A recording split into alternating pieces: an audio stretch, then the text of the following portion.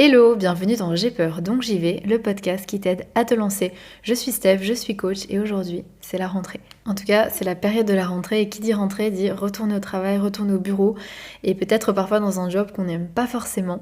Et c'est souvent à ce moment-là, après l'été, après avoir profité, qu'on se dit qu'on aimerait vraiment changer de job, voire changer de métier. Et parfois, c'est très facile, on a une idée, peut-être même pendant l'été, on se dit mais oui, c'est ça que je veux faire.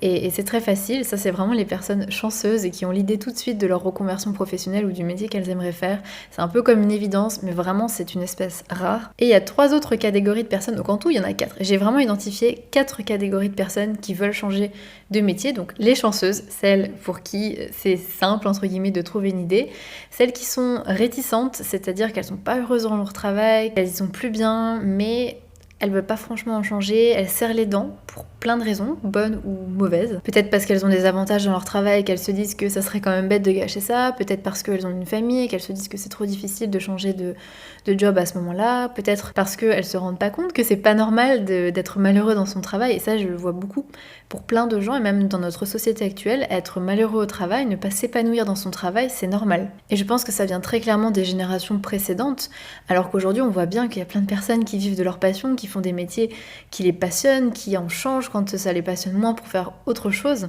Et pourtant on a encore cette idée très ancrée que le travail c'est du labeur, que c'est pas qu'on peut pas y prendre de plaisir, que c'est normal de souffrir, c'est normal d'avoir une hiérarchie qui est pas sympa, c'est normal de pas y être bien et d'avoir hâte d'être le week-end, qu'il faut bien de l'argent pour manger et que du coup vaut mieux serrer les dents. Donc ça c'est un peu la deuxième catégorie de personnes, les personnes réticentes qui ont plein de raisons pour lesquelles elles préfèrent rester dans leur job actuel, et je peux tout à fait comprendre.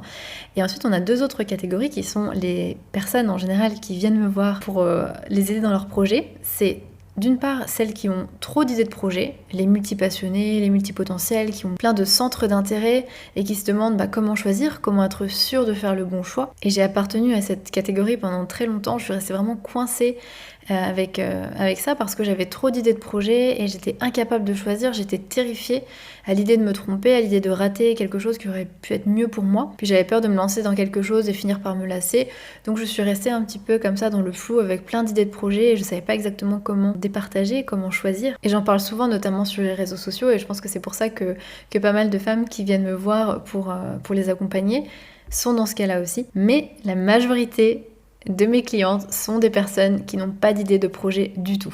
Ça va plus dans leur job, mais elles savent pas quoi faire d'autre, elles ont pas d'idée, elles savent juste que leur métier ne leur convient plus, qu'elles veulent trouver un job qui a du sens, qui les intéresse vraiment, mais c'est difficile de trouver un projet qui réponde à leurs aspirations, qui réponde à leurs besoins, y compris financiers. Évidemment, c'est important. Donc elles sont vraiment dans le flou total. Et comme c'est un cas de figure qui revient très très souvent chez les personnes que j'accompagne, je me suis dit que ça pourrait carrément faire l'objet d'un épisode du podcast et que ça pourrait être intéressant pour vous, en tout cas je l'espère. Donc aujourd'hui, on va répondre à la question comment trouver une idée de projet professionnel quand on sait pas du tout quoi faire. Et j'ai réuni 6 conseils pour enfin trouver une idée de projet professionnel qui vous fasse vibrer. Le premier, c'est comprendre ce qui vous bloque pour trouver des idées. Parce que souvent, quand on n'arrive pas à trouver d'idées, c'est que ça bloque quelque part. Il y a très souvent une raison qui fait que vous êtes bloqué. Donc si vous trouvez cette raison, forcément, vous pourrez débloquer la situation. Il y en a plein, mais je vais vous donner celle que je vois le plus souvent chez mes clientes.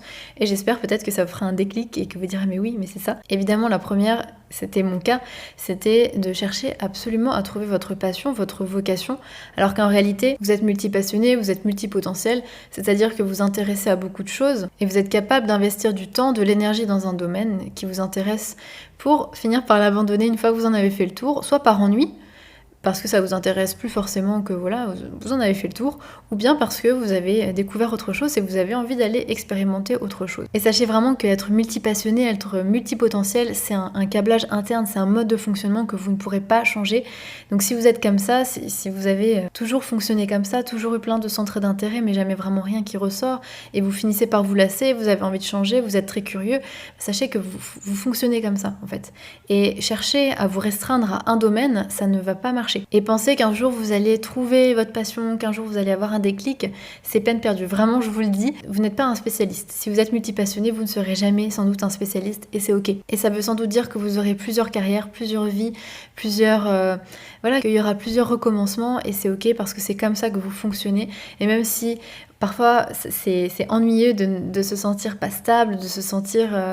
on a l'impression qu'on part dans tous les sens, surtout à côté de spécialistes qui sont très spécialisés dans un domaine professionnel. Je sais que ça peut être frustrant, mais il faut créer une vie qui est adaptée à votre fonctionnement, à la personne que vous êtes. Donc ça, le fait de chercher vraiment votre passion, votre vocation, alors que vous êtes multipassionné, multipotentiel, ça peut être une des raisons qui fait que vous êtes bloqué et que vous n'arrivez pas à trouver d'idées. Une autre raison, ça peut être que vous vous mettez énormément la pression parce que vous ne trouvez pas, et plus vous mettez la pression, plus c'est difficile.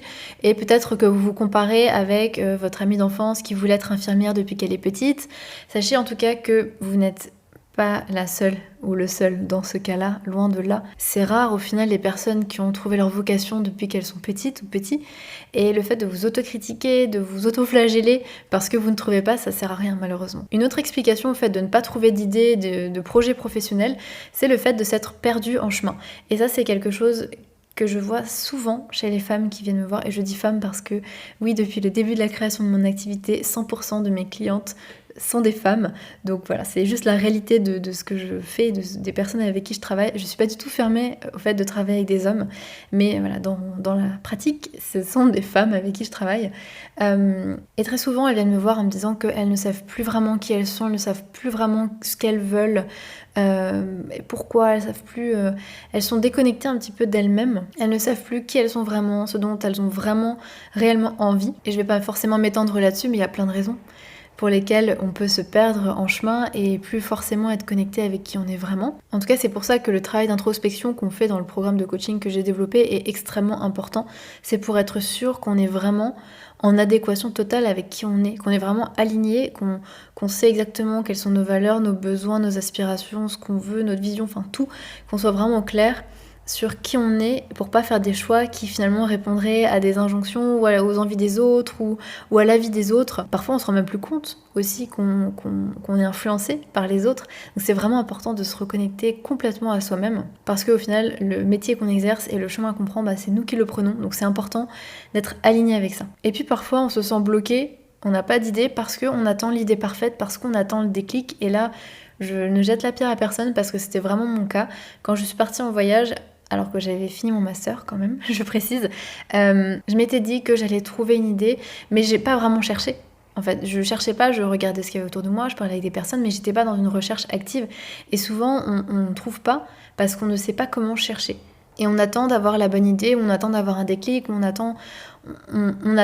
Alors qu'en fait, attendre quelque chose qui n'arrivera sans doute jamais, c'est un peu vain. Et puis, il y a d'autres cas où on a une idée, on a une envie, au fond, on sait qu'on a envie peut-être de devenir architecte ou graphiste ou illustratrice, mais on ne veut pas voir la réalité en face. On ne veut pas admettre que c'est ça qu'on veut vraiment faire, soit parce que entre guillemets, ce n'est pas un vrai métier. Et là, je prends par exemple les métiers créatifs, artistiques. On se dit que c'est pas un vrai métier parce qu'on nous a mis ça dans le crâne depuis qu'on est petit. Ou bien une autre raison, c'est parce qu'on pense qu'on n'est pas capable, que c'est trop difficile, que c'est trop qualifié, qu'on ne sera pas capable de faire ça. Une autre raison que je vois beaucoup qui fait qu'on n'arrive pas à trouver des idées de projets pro, c'est quand on est vraiment fatigué. Physiquement, mentalement, que peut-être on est au bord du burn-out ou du bore-out. J'ai fait un post là-dessus hier, je crois, ou avant-hier. Le bore-out, c'est l'ennui au travail. C'est le fait de tellement s'ennuyer au travail, de ne pas être stimulé ou de ne pas avoir assez de tâches que... D'ailleurs, ça peut avoir des graves conséquences sur la santé et vraiment faites attention. Souvent on dit mais c'est génial, tu devrais pas te plaindre de pas avoir grand chose à faire, c'est génial, t'es payé à rien faire. Non, vraiment ça peut avoir des graves conséquences sur l'estime de soi, psychologique et même de santé. Il y a une étude qui a été faite et qui a montré que le risque de maladies cardiovasculaires était, je crois, triplé. Donc c'est vraiment pas rien. Bref, et donc le fait d'être fatigué physiquement, mentalement, ça empêche aussi d'avoir les idées claires. Voilà, on est juste drainé et on n'arrive pas à avoir un cerveau créatif qui nous permet d'avoir des idées et surtout des idées claires. Et enfin, pour terminer avec ce premier point, une autre raison qui fait que parfois on n'arrive pas à trouver d'idées, c'est qu'on pense, au fond, et souvent c'est inconscient. Si je vous le dis, vous n'allez pas forcément vous dire bah oui, c'est mon cas, parce que très souvent c'est inconscient, et quand je le pointe en coaching, les personnes me disent mais non, pas du tout, alors qu'au fond si, il y a ça. C'est qu'au fond, il y a cette peur que si vous trouvez la bonne idée, si vous trouvez le métier que vous voulez faire, la reconversion professionnelle pour vous, vous allez devoir vous lancer. Et ça bloque parce que Se lancer, ça fait peur parce que changer les choses, ça fait peur. Et donc parfois, on préfère rester dans une zone de confort qui n'est pas confortable parce qu'on n'est plus heureux au travail, mais c'est quand même plus confortable que de devoir tout changer et le changement, ça fait peur. Donc rappelez-vous juste, si ça résonne en vous, même un tout petit peu, rappelez-vous que rechercher des idées, ça ne vous engage à rien. Que si vous avez une idée, que vous explorez une piste de reconversion professionnelle, ça ne vous engage à rien et à tout moment vous pouvez abandonner. Et c'est ok, vraiment. Dans tous les cas, je vous invite à réfléchir à ces idées-là, à ces raisons-là peut-être qui vous empêchent de trouver des idées.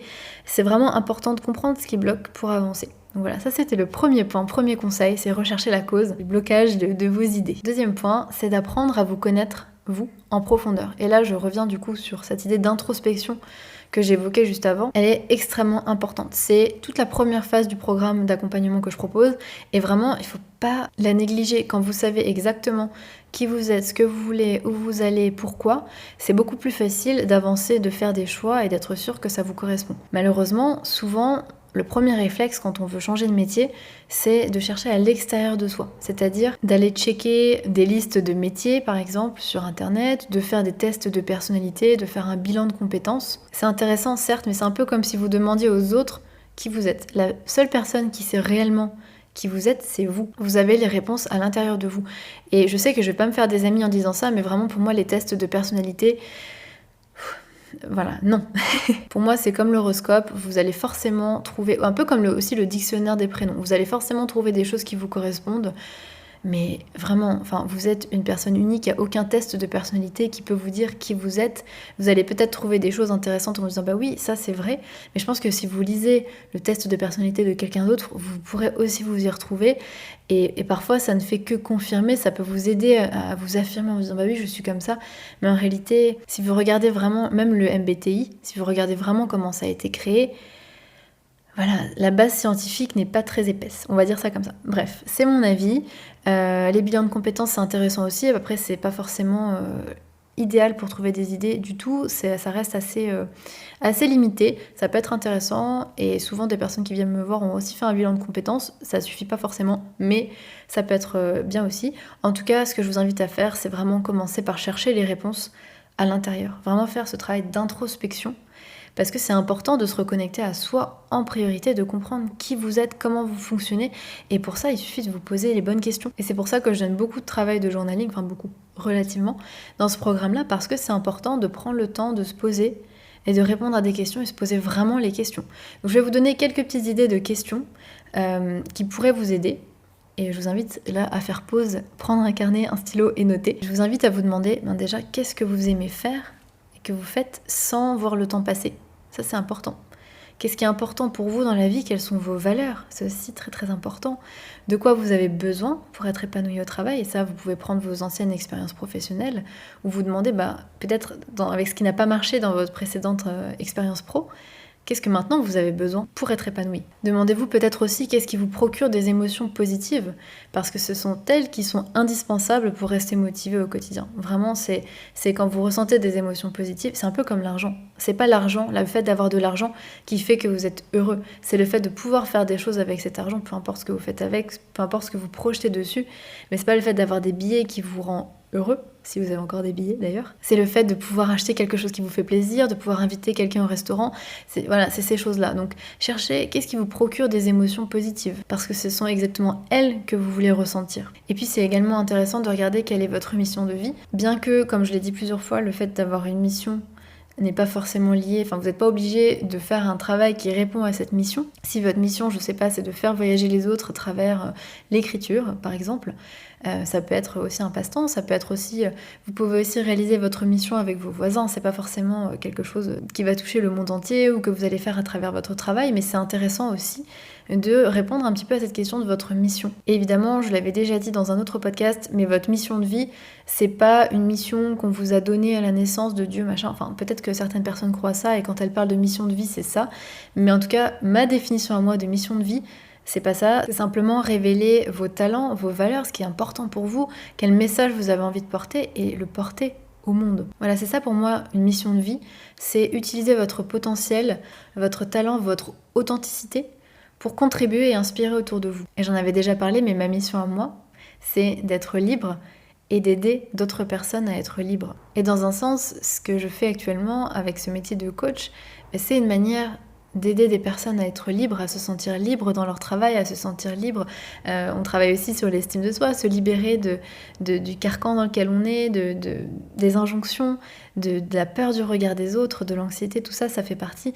Donc dans un sens, c'est ce que je fais, mais il y a plein d'autres manières pour exercer ma mission de vie. Mais en tout cas, répondre dans un sens à ma mission de vie dans mon job, ça me permet vraiment d'être épanouie. Donc c'est pour ça que je vous invite à répondre à cette question de la mission de vie. Et pour vous aider, j'ai créé un workbook, j'en avais déjà parlé dans le précédent podcast, mais il a eu beaucoup de téléchargements, donc je vous le repropose ici si vous ne le connaissez pas. C'est un workbook qui fait une dizaine de pages environ. Je vous mettrai le lien dans la description du podcast, vous pourrez le télécharger. Et il vous aidera avec des questions à trouver votre mission de vie. Et sachez aussi que sur ce travail d'introspection, il n'y a pas d'échec. Vraiment, c'est un exercice qui est pas simple de se reconnecter à soi-même, mais c'est un cheminement et c'est super important pour se sentir bien dans son travail. C'est vraiment de savoir qui vous êtes, vous, en profondeur, pour faire quelque chose qui vous corresponde à 100%. Donc ça, c'était le deuxième point. Le troisième conseil que j'ai pour vous, c'est de libérer de l'espace mental pour faire plus de place à la créativité. Parce que on est tous créatifs. Mais la créativité, c'est un peu un cercle vertueux. Quand vous créez beaucoup, quand vous êtes vraiment dans cette énergie-là, vous arrivez à créer, à avoir encore plus d'idées. Malheureusement, notre créativité est souvent étouffée parce qu'on a ce brouhaha mental, parce qu'on a tous ces stimuli extérieurs, notamment les réseaux sociaux, notamment tout ce qui vient constamment nous demander notre attention. Et c'est justement quand on est dans le calme, souvent quand on fait rien, quand on se laisse de l'espace, que les idées viennent. Et aujourd'hui, c'est de plus en plus difficile d'avoir un moment où on ne fait rien. Au contraire, c'est dès qu'on fait rien, on sort notre téléphone et je plaide coupable et j'essaie vraiment de changer ça parce que c'est vraiment un poison à créativité. Donc ce que je vous invite à faire, c'est libérer de l'espace mental, déconnecter, peut-être prendre du temps seul aussi. La solitude, ça aide beaucoup pour pouvoir laisser les idées émerger. C'est vraiment important. Quatrième conseil que je voudrais vous donner, c'est de vous autoriser à rêver. C'est vraiment un truc d'adulte que de ne pas rêver, de ne pas s'autoriser à rêver, de toujours vouloir garder les pieds sur terre. C'est bien sûr, évidemment, c'est important. Mais s'autoriser à rêver, à imaginer des choses plus grandes que soi, ça aide à trouver des réponses. Et vous pouvez vous demander par exemple, si l'argent n'était pas un problème, à quoi je passerais mon temps? Si je n'avais pas peur de me tromper, de ne pas être à la hauteur, de ce que les autres vont penser, de manquer d'argent, peu importe, qu'est-ce que je ferais? Ça c'est important. Vraiment cette question de si j'avais pas peur, qu'est-ce que je ferais? Souvent ça révèle beaucoup de choses. Et puis une autre idée de question, c'est de vous demander quelle personne a une vie qui vous fait envie. Parce que cette personne, que vous la connaissiez ou pas d'ailleurs, vous pouvez prendre une personne que vous connaissez personnellement ou pas, si quelque chose dans sa vie vous fait envie, c'est peut-être quelque chose que vous avez envie pour vous aussi. Donc c'est important de regarder qu'est-ce qui vous fait envie dans la vie de cette personne et qu'est-ce que ça révèle sur vous, sur vos envies à vous. Donc osez rêver, osez imaginer parce que ce sont vraiment des indices très précieux, même si ça semble inatteignable aujourd'hui. Et d'ailleurs vous connaissez sans doute cette citation qui dit « Ils ne savaient pas que c'était impossible, alors ils l'ont fait ». Bref, cinquième conseil que j'ai pour vous, c'est n'éliminez aucune idée trop rapidement. Vraiment, chaque idée, chaque envie de reconversion qui vient dans votre tête, c'est pas forcément une bonne piste, certes, mais elle en dit beaucoup sur vous, elle en dit beaucoup sur qui vous êtes, sur ce à quoi vous aspirez, sur vos valeurs, sur vos besoins professionnels aussi. Donc étudiez-la, regardez, il y a souvent un enseignement à en tirer, à prendre en compte dans votre futur projet. Et puis aussi, ne les éliminez pas trop rapidement parce que parfois, on élimine une idée en se convainquant que c'est pas possible, qu'on n'est pas capable, que c'est trop compliqué, alors qu'en réalité on n'en sait rien. On n'en sait rien. On laisse de côté, on rêve de devenir, architecte, et on se dit non, c'est trop compliqué, il y a trop d'études, je serais pas capable de faire ça, alors qu'on n'en sait rien. On n'a pas tous les éléments, et ça c'est important, et je le vois à chaque fois, dans chaque personne que j'accompagne, on a des idées préconçues d'un métier, on a des idées préconçues de la réalité d'un métier. En fait, on n'en sait rien, on n'a jamais tous les éléments, on ne sait jamais ce qui est possible ou pas. Et l'entrepreneuriat, c'est l'exemple parfait. Et je vois souvent au cours du programme, au tout début, les personnes pensent que l'entrepreneuriat, ou en tout cas créer son entreprise, le statut d'auto-entrepreneur, c'est pas quelque chose qui est possible pour elles. Et elles éliminent d'office certaines idées, alors qu'en fait, c'était des bonnes idées pour elles. Et à la fin, elles se rendent compte que oui, c'est peut-être parce qu'elles savent pas du tout comment ça marche, que c'est inconnu, qu'elles ne connaissent personne qui fait ça, et donc du coup ça fait peur, l'inconnu fait peur, et elles préfèrent se dire que non, c'est pas possible parce que ça semble difficile. Et on travaille beaucoup aussi sur la confiance en soi, et c'est tout l'intérêt du coaching, c'est que parfois c'est pas du tout un manque de capacité, du tout, c'est juste cette idée qu'on n'est pas capable. C'est cette idée que c'est trop difficile. Mais c'est tellement dommage de passer à côté d'un projet bon pour vous parce que vous manquez de confiance en soi. en vous plutôt, parce que la confiance en soi c'est vraiment une compétence, ça se travaille et c'est pour ça qu'on travaille dessus. Donc voilà, n'éliminez aucune idée trop rapidement. 6e et dernier conseil que j'ai pour vous aujourd'hui, c'est d'explorer les différentes idées. Et là, j'ai 3 axes sur lesquels on travaille à chaque fois. C'est premièrement, faire un maximum de recherches. C'est vraiment explorer cette idée. Et comme je vous le disais avant, souvent on a une idée vague sur ce en quoi consiste un métier.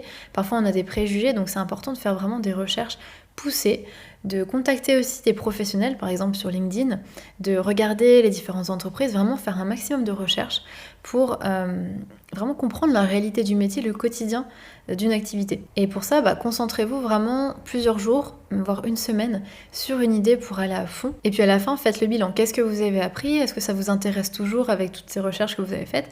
Et puis aussi, parfois, de faire beaucoup de recherches, on se rend compte qu'en fait, il y a plein de choses qui ne nous conviennent pas, tout simplement, et c'est ok, et on peut abandonner une idée avant de trop avancer dessus, avant de s'investir, notamment émotionnellement. Et ça, je sais que c'est parfois difficile quand on s'investit dans une idée, et ça aussi, c'est un cas que j'ai souvent, c'est des personnes qui ont déjà refait une formation, qui ont déjà fait une reconversion professionnelle dans le passé, et ça n'a pas fonctionné, c'était pas ça, c'était pas la bonne chose pour elles, mais elles sont investies émotionnellement dans cette piste-là parce qu'elles ont investi du temps, parce qu'elles ont investi de l'argent, peut-être de l'espoir, et elles viennent me voir parce qu'elles veulent trouver quelque chose qui cette fois leur correspond vraiment, mais elles sont quand même attachées à cette idée, elles sont quand même attachées à ça émotionnellement, donc c'est vraiment important de faire des recherches approfondies, parce que parfois on a une idée où on a une envie et on se lance un petit peu comme ça trop rapidement dans une reconversion pro ou dans une formation, et ça répond pas entièrement à nos besoins, à nos valeurs, à notre vision.